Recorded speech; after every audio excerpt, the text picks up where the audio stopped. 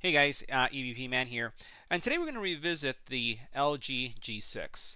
Again, this phone has been out for 5 months now. Let's see if it's still worth the buy.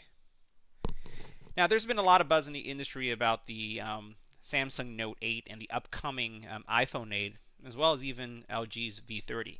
But this really creates a unique opportunity for those of you who are seeking a phone, a good phone, and not having to pay a premium price.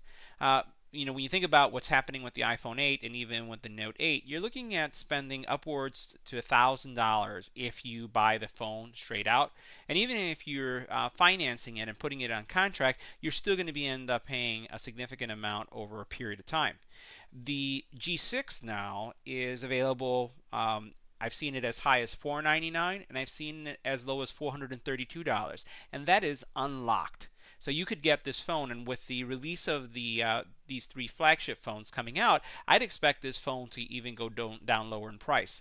So let's talk about why you should consider the G6 and what makes it a great phone in the next couple seconds.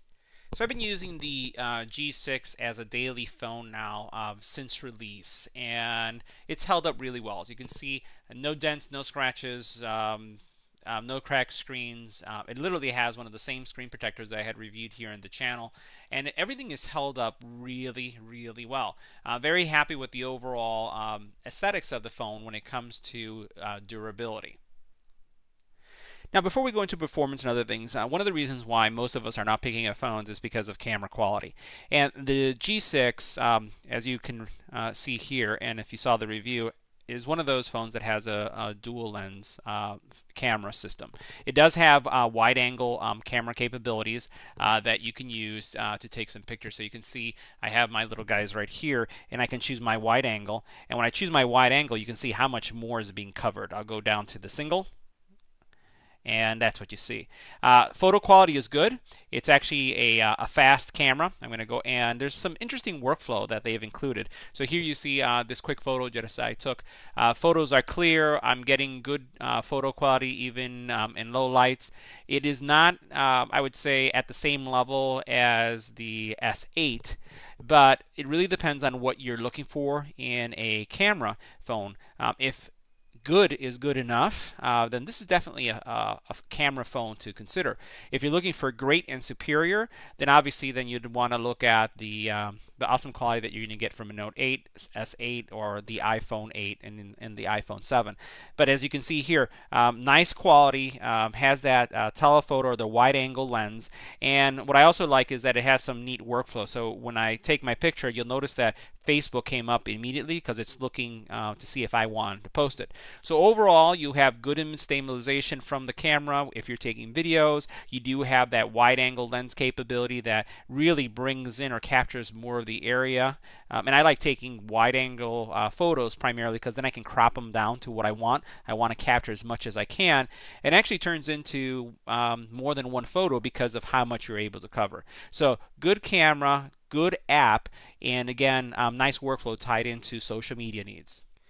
Now, while the camera is doing a fine job of taking pictures, as you can see right here, one of the areas that the screen does suffer somewhat is the fact that it doesn't really do well in direct lighting.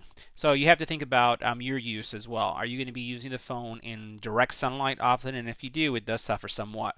But the screen itself is taking advantage of, again, the new format that you see in the industry, and you have that bezel-less, almost bezel-less approach. So you notice how thin the sides are and how close it is to the top. Now, one thing I will say, as I've been reviewing a lot of accessories for the Note 8 as well as the S8. Because it has a flat screen, you have screen protectors that cover the phone well, and you don't have to worry about any dust coming in through the sides. Again, this is a tempered glass screen protector that's been on this phone for since I got this phone. So this is several months old, and I've never had to change it, and I don't have any dust or anything lifting on the sides. Now, from a performance perspective, the phone has done really well. It is on T-Mobile. I use it every day, and the phone does last me to the end of the day, and I'm not really desperate to charge. It does support USB-C charging, and it's fast charging, so that Qualcomm technology is definitely there. And then the other thing I appreciate is their implementation of also wireless charging, because I do use a wireless charging deck as well. I have one in my car. So this, again, a lot of the features that you're going to be looking for in some of the newer phones, but still at half the price. Fingerprint sensor is very responsive, so if I turn off the phone and then I want to log in, I'll just show you. Let me go ahead and turn this off. I'm just going to put my finger here, and you'll see it's on. Very fast. So performance is good. It does support Android Pay as well. So if you're looking at getting into contactless payments, definitely something that is there. It is IP certified for water resistance, so you don't have to worry about the phone getting wet, which is something that there are still new phones like the Essential phone that doesn't have waterproofing. So all in all, great battery life, great options for wireless charging, as well as corded charging through USB-C.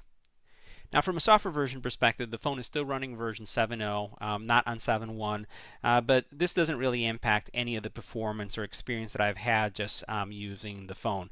Once again, no freezes, no crashes, no dropped calls, no restarts. It performs well.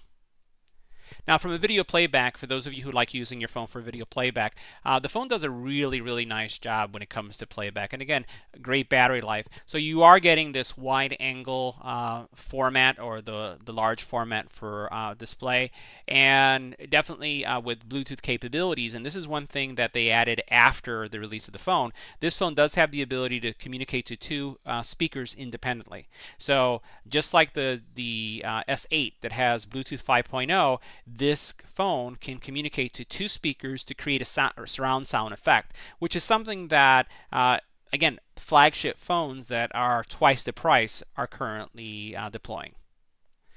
So once again, take a look at the G6. If you're in the market for a new phone and not willing to shell out the big bucks for some of those other phones, you may want to consider the actual G6. If you have any comments or questions about this product, leave it in the comment area below. If you liked the video, give it a thumbs up. And as always, don't forget to share and subscribe. Thanks for watching, guys.